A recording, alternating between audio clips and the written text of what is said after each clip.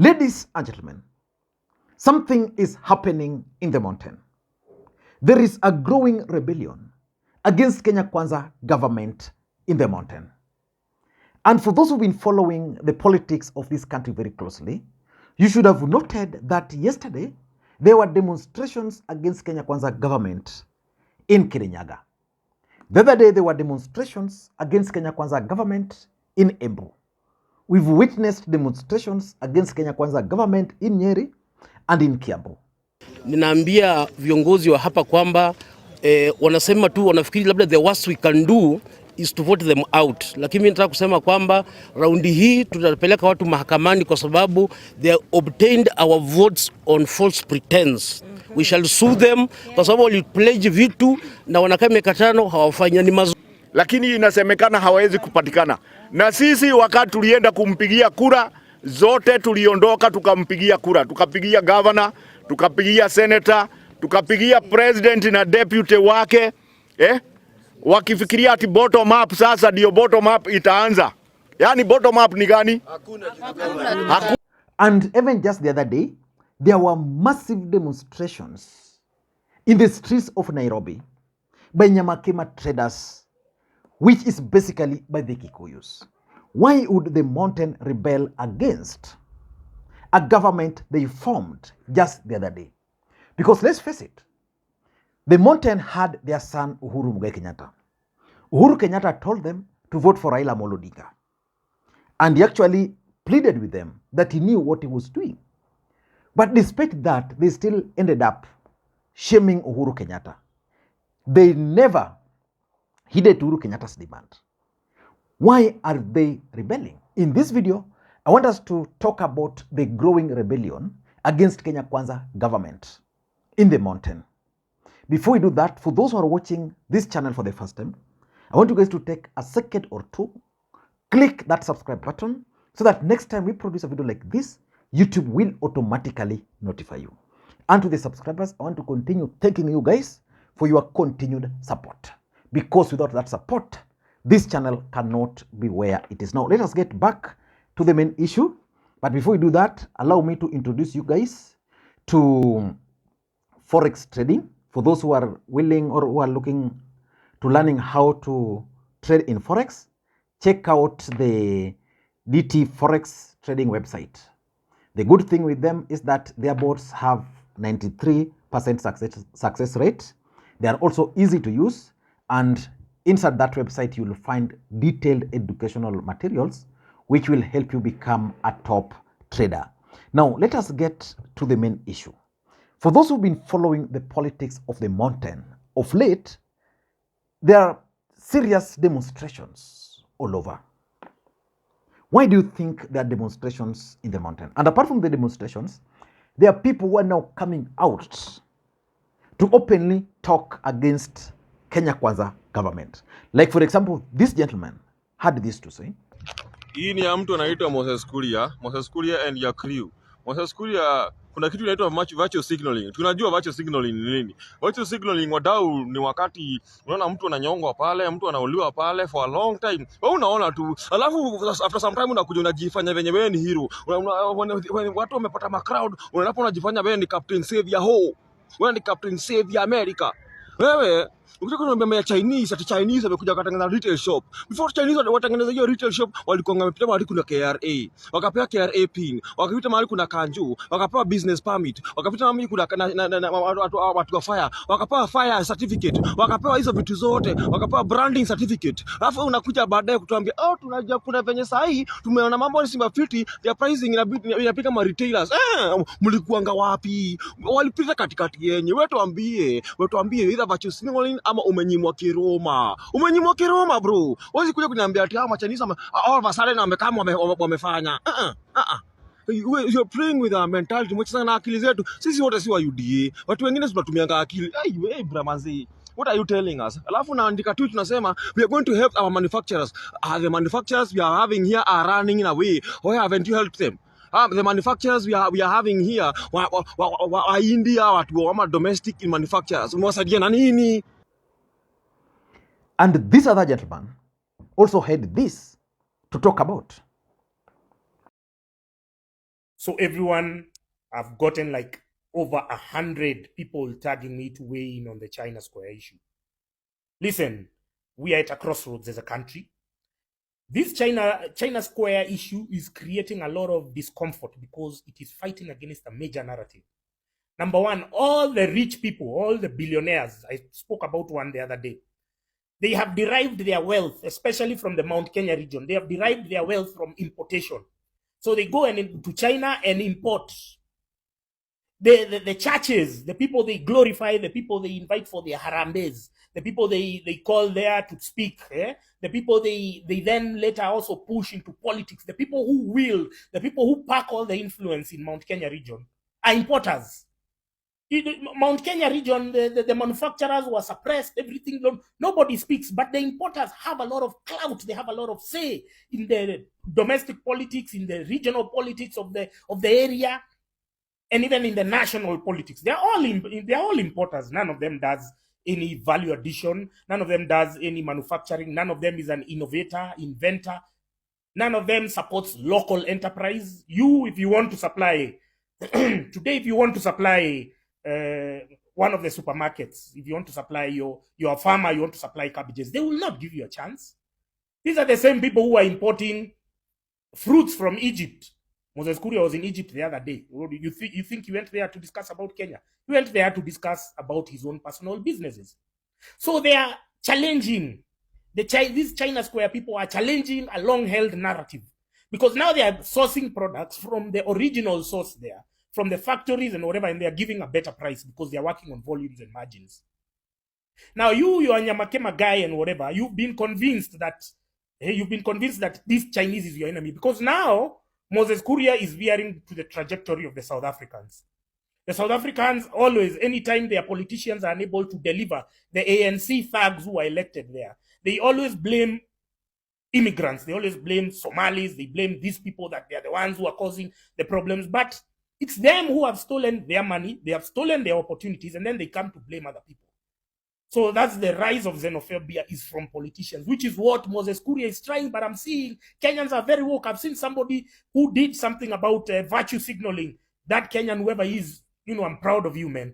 It shows you, and his opening statement was just amazing. He's like, not all of us are UDA voters, because UDA voters mkona panya kwa kichwa. Before them, there was this lady who was talking about the cost of living. Hii uga saa hii inatoka 210 supermarket. Hizi duka za kawaida za huko mashinani ni 250. Na tuliwaambiwa sasa Biblia ikiwekwa chini maisha itarudi chini. Tuko na sukari iko hapa. Kilo moja ni 150. Na tuliwaambiwa itarudi chini. Tuko na mafuta iko hapa. Hata chakula hatupiki ni 201.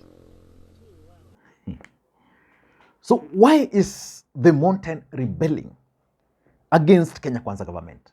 The truth of the matter is that the rebellion is building up. But still, because they voted for this government, they are still giving it time. But they've started coming out. Why do you think there is rebellion? Number one is the expectation of the mountain of this government. Anybody from the mountain who voted for Kenya Kwanza government voted for Kenya Kwanza government to punish Uhuru Kenyatta. The question is, why were they punishing Uhuru Kenyatta? The mountain punished Uhuru Kenyatta because, according to them, Uhuru Kenyatta had failed them, which in real sense was a propaganda by Kenya Kwanza government or by Tanga Tanga at that time. Tanga Tanga made the mountain that the cost of living or any other thing which was happening to them was happening because of Uhuru Kenyatta working with Raila Odinga. So they were told that if we take power, in the next 3 months, the cost of living will go down. Your kahawa, coffee, and the rest, their prices will go up. Everything, life will be good. So their expectation of this government was just too high. When the government came into power, now the reality dawned on them that really this is just a government. There are challenges, their cost of living, the cost of fuel cannot be, is high because of other factors, not the handshake. So because their expectations were so high, they are now feeling disappointed. I want to give you an example. You know, I come from Kisumu County. My governor is Professor Peter Anyang' Nyong'o. When we were going to the polls in 2017 to elect Professor Peter Anyang' Nyong'o, very many people didn't really have high expectation of him. So they were like, we are voting for Professor Anyang' Nyong'o in the hope that he developed the economy. He came up with a blueprint which propelled the Kibaki government. But back in Seme, his performance was not so good, development-wise, as a member of parliament. So the people voted for him that he could change things, but again, there was no expectation. So when he started doing his things, people were satisfied because their expectations were not that high. Kenya Kwanza government were elected by the mountain, and the expectation of this government was just too high. In fact, those who are doing businesses, because you know mountain mostly are business people in the market, the expectations were that once Kenya Kwanza took over, they were going to be given free money to do their businesses, that they were not going to pay taxes, that everything was going to be in their favor. And because they had those high expectations, the reality is it can't happen. So they are now not very happy. Number two is the cost of living. You know, there are people who voted for this government and those who did not vote for the government. Then you still go to the supermarket because you are told, tukiweka tu Biblia chini, pap, the cost of unga will come down. Tukiweka tu Biblia, pap, the cost of fuel will come down. Then you realize that once the elected leaders were sworn in, the member of parliament went to Nairobi, the MCA went to the county assembly, your governor went to the county headquarters and changed security, you realize that now you are on your own. The cost of living is up there. You have to deal with them. And you are now realizing that, kumbe, what you are being told is not the truth. This cost of living is affecting us all. Nothing is changing. In fact, it's continuing to go higher. So as a Kenyan, you feel disappointed. You feel angry and you feel bitter. So that when there's a slight provocation of maandamano, you join. You can't tell me that the Nyamakima traders, and this is why I keep on asking, maybe you could also let me know, who do you think organized the Nyamakima demos? Who do you think organized that demonstration? Because for me, those demonstrations were organized by either Rigathi, by Kuria, or even by Jubilee. But the truth of the matter is that the cost of living is what is driving the rebellion. Number three is the unrealistic promises. If you listened to Kenya Kwanza campaign in the mountain, and you were just landing into this country, you would simply just go to the polling station and vote for them.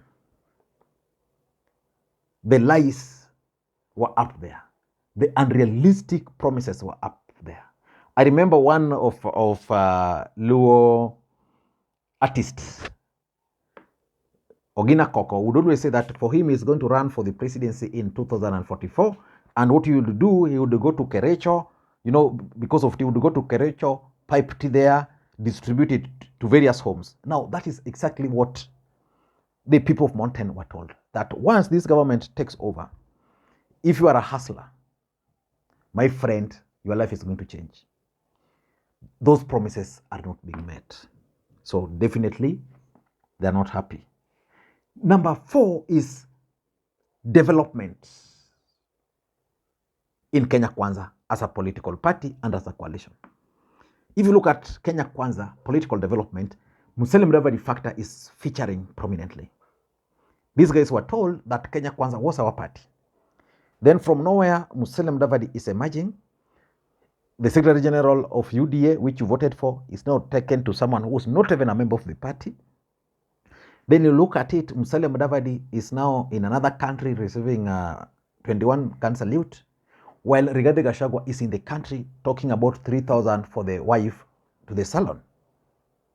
You know, so they realized that, okay, Kobe, this party was not what you were being told. This party belongs to them. Then they remember what Uhuru Kenyatta told them, that you needed your own party. Even if you are voting for this guy, you needed your party. Vote for members of parliament on your own party. Now they are disappointed. And lastly, the politics of money. You see, William Ruto literally bought the mountain. He bought them using money. William Ruto bought the church in the mountain. Every 3 days in a week, he was in the mountain. Harambe here, donating in the kwa barabara, doing this. Probably that's what he's planning to do, that towards the tail end of his regime, he would again go to the mountain and buy them. That's exactly what he did. And because the money is no longer there, during campaigns, money was actually flowing in the mountain. Every weekend, William Ruto would be in the mountain, a certain region, giving money to the church, giving money to the women groups, giving money, you know, to the youths. You know, money was flowing. And now he got what he wanted. There are no more Arambes.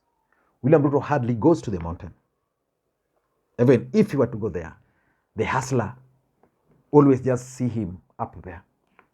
So, of course, they are now not very happy. And the reality that now is also dawning on the mountain that they've lost power. Power is no longer in the mountain, based on the appointments, based on the fact that Uhuru Kenyatta projects are stalling, which will take me to my next video.